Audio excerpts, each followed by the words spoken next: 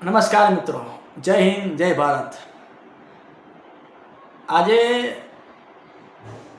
મારે તમને એક નાના ભાઈ તરીકે અને આટલા મોટા સમાજના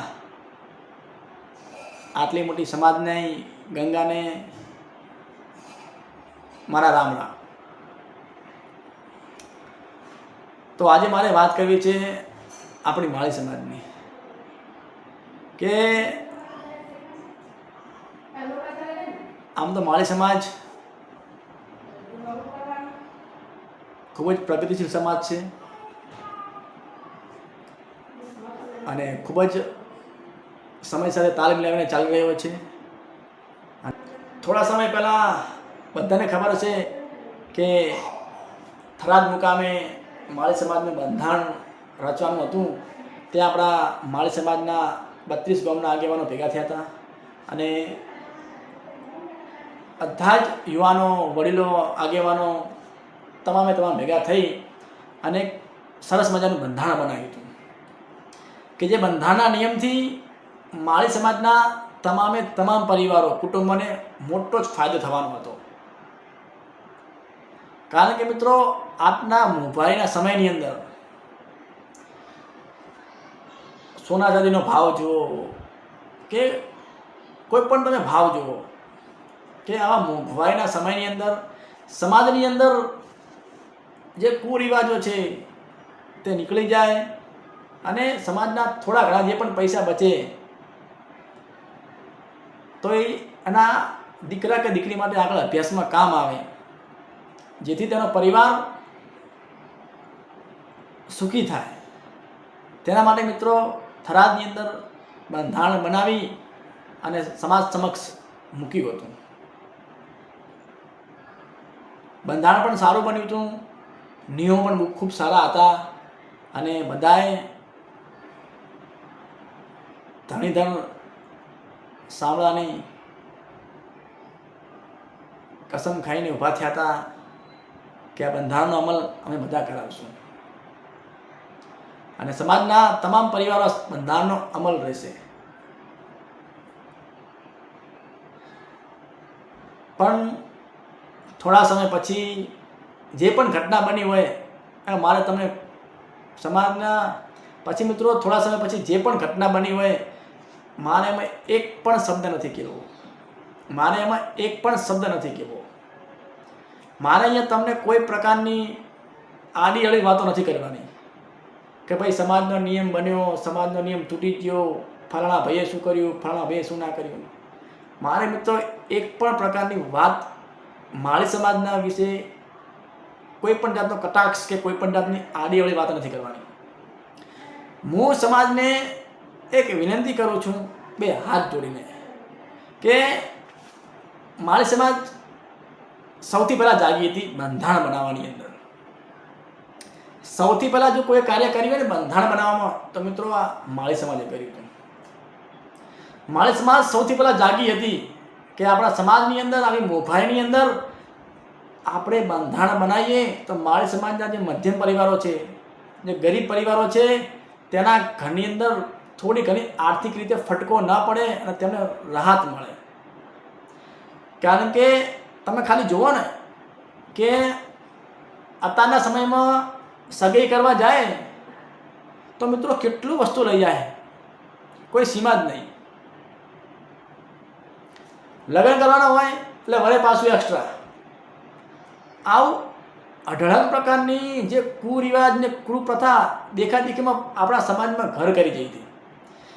એ કુરિવાજની પ્રથાને આપણે તિલાંજલિ આપવાની હતી. તે માટે સમાજે ખૂબ જ સારા નિયમ બનાવ્યા હતા, જેના કારણે આપણા માળી સમાજનો ખૂબ જ આનો ફાયદો થવાનો હતો. જે ગરીબ પરિવાર, મધ્યમ પરિવાર કે કોઈ પણ પરિવાર આને રાહત મળે.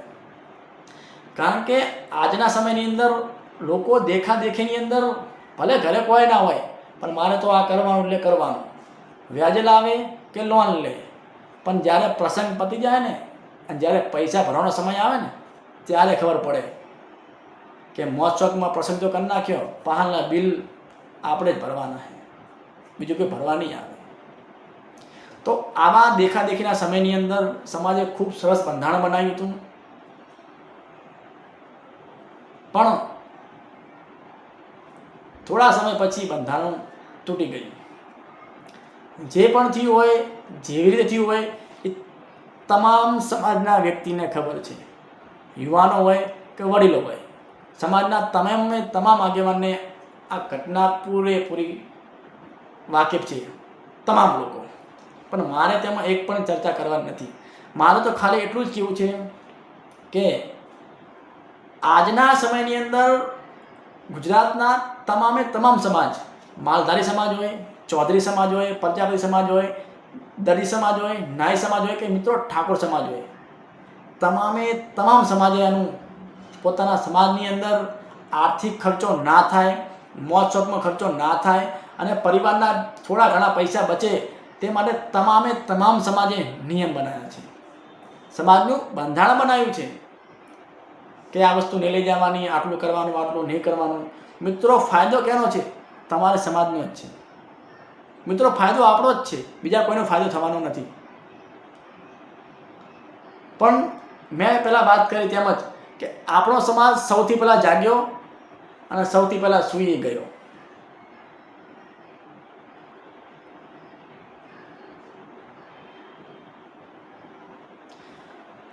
ગુજરાતના દરેક સમાજે પોતપોતાના સમાજની અંદર નિયમ બનાવ્યા. સગાઈમાં આટલું કરવાનું, લગ્નમાં આટલું કરવાનું, મરણ પ્રસંગ હોય તો આટલું કરવાનું. કેમ ખબર છે મિત્રો? આજના મોંઘવારીના સમયની અંદર મિત્રો પરિવાર ઉપર આર્થિક ફટકો વધારે ના પડે. કારણ કે મોંઘવારી જુઓ મિત્રો, તમે આજથી 10-15 વર્ષ પહેલાં જે ખર્ચો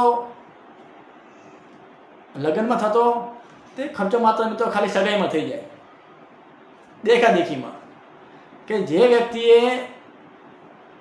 જે પરિવારે પોતાના ખાનદાનની અંદર કોઈ દિવસ એવી વસ્તુ ના જોઈ હોય તે સામેવાળા લઈને આવે અને એને આપે.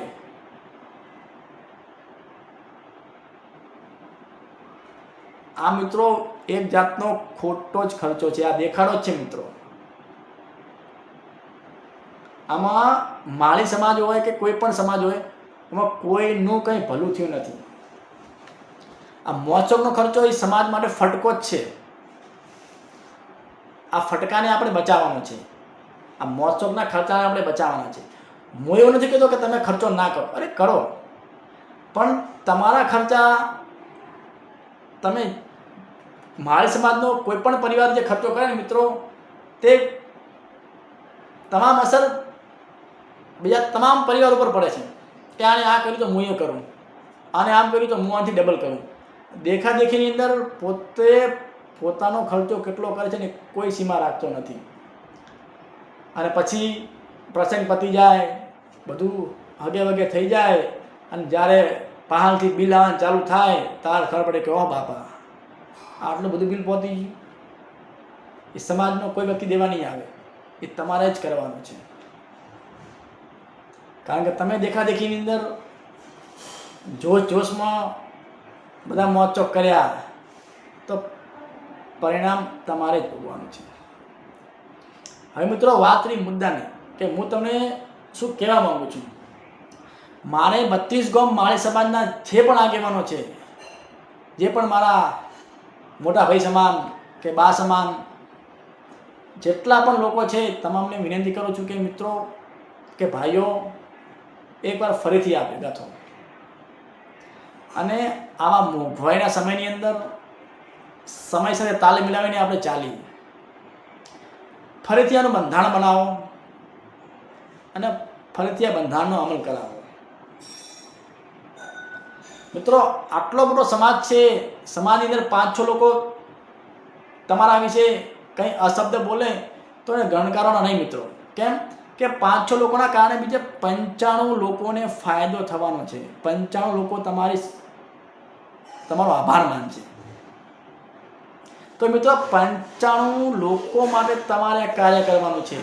આ નિયમ તમારે બનાવવાના છે, આ બંધારણ તમારે બનાવવાનું છે. હવે મિત્રો વાત કરી કે આપણા પ્રસંગી તો મોસ્ટ ઓફ આપણા માળી સમાજની અંદર બધા જ પ્રસંગો પતી ગયા છે. હવે નવી સાલથી શરૂ થશે, પણ તેની પહેલાં બધા જ આગેવાનો એકવાર ભેગા થો, યુવાનો, વડીલો, અને ફરીથી મિત્રો બંધારણ બનાવો. જે થઈ ગયું, યાદ નહીં કરવાનું. જે ઘટના ઘટી ગઈ છે એની કોઈ ચર્ચા કરવાથી કોઈ ફાયદો થવાનો નથી.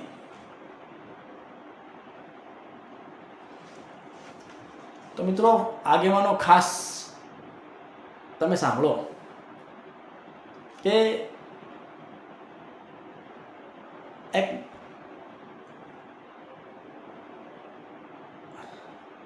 હું તો એક સમાજનું, હું પણ મિત્રો નાના ભાઈ તરીકે તમે મારી વિનંતીને સાંભળો કે ચોક્કસ આ વખતે સફળતા મળશે. ફરીથી મિત્રો ભેગા થયો એકવાર અને સમાજના બંધારણની અમલ કરાવો. લોકોને સમાજના બંધારણની જરૂર છે. મારી સમાજની અંદર તમામે તમામ લોકોને બંધારણની જરૂર છે. ફરક ખાલી એટલો જ છે કે કોઈ બોલતું નથી. બાકી હાલે સમાજની અંદર ખાલી વાત કરો કે આપણે સમાજનું બંધારણ બનાવવાનું છે આ તારીખે કે આ સમયે, તો મિત્રો બધા તમારી સાથે રહેશે. કારણ કે બધાની ઈચ્છા છે, ભાવના છે કે બંધારણ બનવું જોઈએ. કેમ? અરે બધા સમાજની અંદર બંધારણ બની ગયું છે. બધા સમાજના લોકો બંધારણનો અમલ કરી રહ્યા છે. મિત્રો એમાં તમે તાજું એક્ઝામ્પલ આલું ઠાકોર સમાજનું.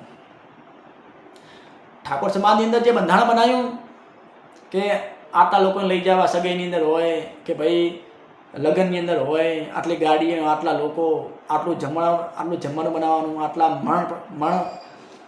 મરણ પ્રસંગ હોય તો આટલું કરવાનું. મિત્રો એમાં લગ્ન પ્રસંગની અંદર એક ડીજે બાબત ખૂબ તમારે બધાને ખબર છે મિત્રો કે ઠાકોર સમાજની અંદર લગ્ન પ્રસંગ એક ડીજેનું જે બંધારણ હતો, નિયમ હતો, એ સ્પષ્ટપણે સમાજના ઠાકોર સમાજના આગેવાને સ્પષ્ટપણે ઉલ્લેખ કર્યો કે ડીજે બંધ એટલે બંધ. મિત્રો ખૂબ વિરોધ થવાનો, નહીં થયો એમ નહીં, ખૂબ જ વિરોધ થવાનો. કારણ કે જે કાર્ય સારું થાય એનો વિરોધ થાય પછી એનો અમલ આવે. આપણે ઘણીવાર નહીં કહેતા કે મોદીજીએ આ નિર્ણય ખોટો લીધો.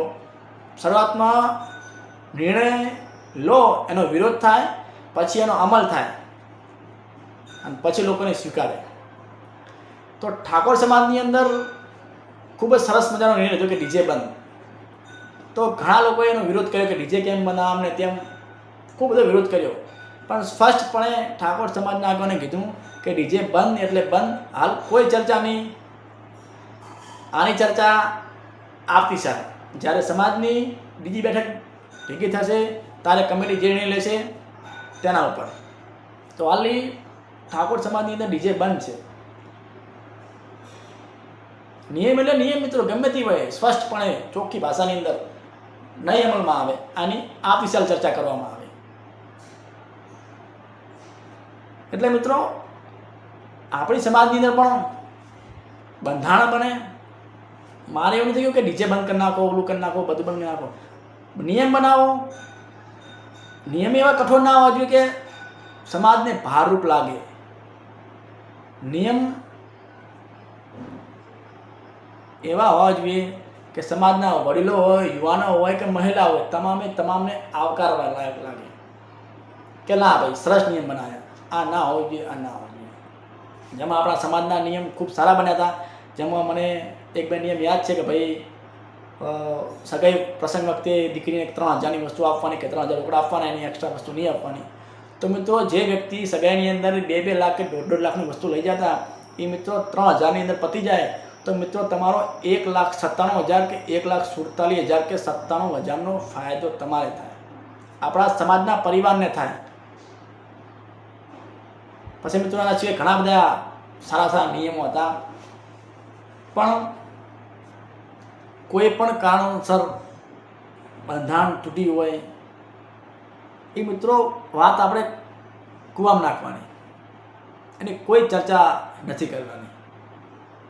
ફરીથી એકવાર તમામ આગેવાનો માળી સમાજના ભેગા થો અને મિત્રો એકવાર ટ્રાય કરો. ખાલી એકવાર ભગવાન ધણીધર સોંગાની સાક્ષીએ ફરીથી ભેગા થો અને મિત્રો ફરીથી આ નિયમને અમલવારી કરાવો. કારણ કે મિત્રોની નિયમની ખૂબ જરૂર છે. આપણે સમયની સાથે નહીં ચાલીએ તો આપણે સમાજ ફેંકાઈ જશે દેખાદેખીની અંદર, મોજ શોખની અંદર. ઘણા પરિવારો આપણા સમાજની અંદર એવા છે કે જે ઉછીના પાછીના કહીને પોતાનો પ્રસંગ બનાવે છે. કારણ કે શું, બાજુવાળો ભાઈ આટલું લઈ જઈએ હોય તો મારે તો આટલું લઈ જવું જ પડશે, બાજુવાળા ભાઈ આટલું કર્યું તો મારે આટલું કરવું જ પડશે. પણ ભાઈ બાજુવાળા તો તાકાત છે, કેપેસિટી છે, તું તારું વિચાર. પણ એને શું થાય છે મગજની અંદર કે જો હું સારો પ્રસંગ નહીં કરું તો સમાજના લોકો મને શું કહેશે, 4 લોકો મારે શું વાત કરશે કે મારા દીકરા કે દીકરીના પ્રસંગમાં મેં આટલો ખર્ચો ના કર્યો. આ વાતને છુપાવી મા બાપ વ્યાજે પૈસા લાવે કે ઉછીના પાછીના કરીને દીકરા કે દીકરીનો પ્રસંગ બનાવે છે. મિત્રો, આપણે આ વાતે બંધારણ બનાવવાનું છે. આના કારણે મિત્રો નિયમ બનાવવાના છે, જેથી આવા ઘણા મા બાપ મારી સમાજમાં છે જેમને રાહત થાય. તો સમાજના આગેવાને ફરીથી હું વિનંતી કરું છું કે જૂની વાત ખરાબ નાખી દેવાની, કોઈ ચર્ચા નહીં. ફરીથી નવા સમય, નવી તારીખ અને નવો દિવસ, એકવાર ફરીથી મિત્રો ભેગા થો જ્યાં પણ, અને ફરીથી મિત્રો આ બંધારણનો અમલ કરાવો. તો આવતી સાલ જેના પણ પ્રસંગ હશે અને તેમને આ નિયમ અને બંધારણ નિયમ મળેલો હશે તો તેમને ફાયદો થશે. મિત્રો, તેમની અંદર બેઠેલો જે રામ હશે ને એ બોલશે કે સમાજે નિયમ બનાવ્યો ને એ મારા જેવા મધ્યમ પરિવાર, મારા જેવા ગરીબ પરિવારને ખૂબ મોટો ફાયદો થયો. આજે મારા ઘરના પૈસા બચી ગયા, આજે મારી ઘરે થોડી ઘણી અગવડતાની અંદર કે થોડી ઘણી સગવડતામાં મારો પ્રસંગ હેમખેમ પાર પડી ગયો. મિત્રો, આવા દિલાસા, આવા વિચારો,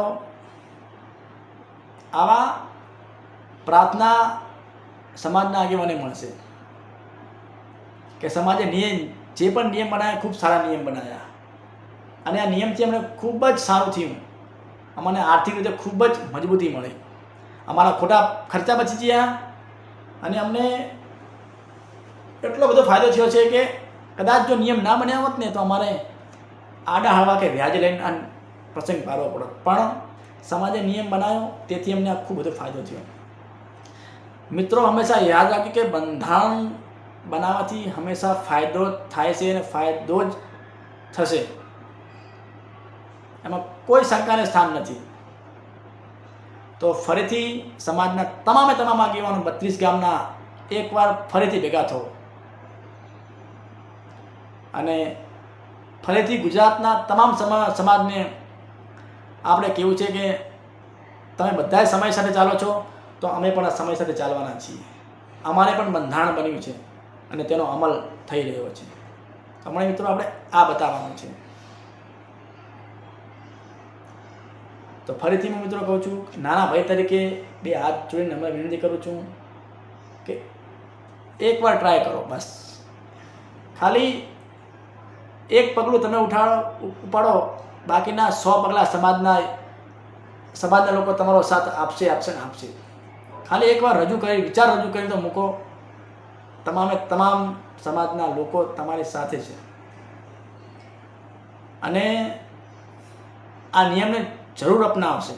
અને કદાચ નિયમો જે હતા એમાં કોઈ ભારો નિયમ હોય તો મિત્રો તેને હળવો નિયમ કરી નાખીએ. આપણે ફરીથી ચર્ચા કરીએ, ફરીથી વિચારણા કરીએ કે કયા નિયમને આપણે રદ કરવો છે કે કયા નિયમને હળવો કરવો છે. એની ફરીથી આપણે એકવાર વિચારણા કરી અને આપણા માળી સમાજને બંધારણને અમલમાં લાવીએ. ગુજરાતના તમામ સમાજને પણ આપણે બતાવીએ કે અમે પણ સમયની સાથે ચાલવાવાળા છીએ. અમે પણ અમારા સમાજને બંધારણ બનાવ્યું અને તેનો અમલવાર થઈ રહ્યો છે. અમારા પણ સમાજની અંદર જે કુરિવાજો હતા, જે કુપ્રથા હતી, જે દેખાદેખીમાં જે ખર્ચો થતો હતો તે અમે આજે બચાવ્યો છે. અને અમારા સમાજના લોકો આ બંધારણનો ખૂબ સારી રીતે અમલ કરી રહ્યા છે. તો બસ આટલું જ મારી વાણીને વિરામ આપું છું. મારી સમાજને 2 હાથ જોડીને વિનંતી કરું છું કે મારાથી જે પણ કંઈ ભૂલચૂક થઈ હોય, અશબ્દ બોલાયા હોય તો મને માફ કરજો. નાના ભાઈ તરીકે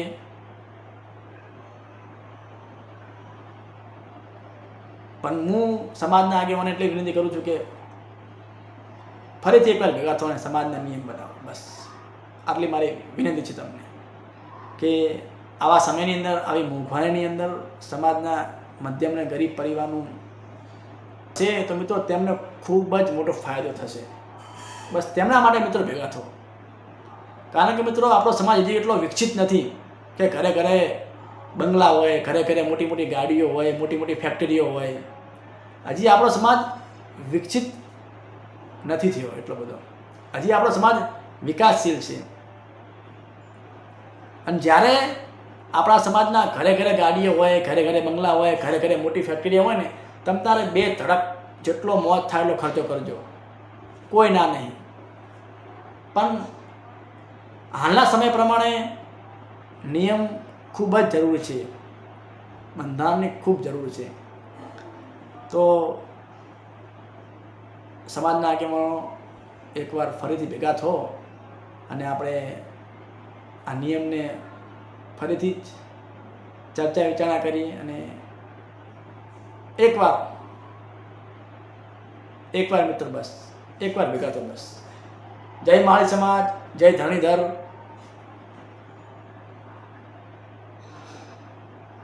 મારાથી જે પણ કંઈ અપશબ્દ બોલાણા હોય કે ભૂલથી કોઈ આડાઆડું બોલાણું હોય તો મને માફ કરજો. હું તમારા નાના ભાઈ તરીકે ક્ષમા માગું છું.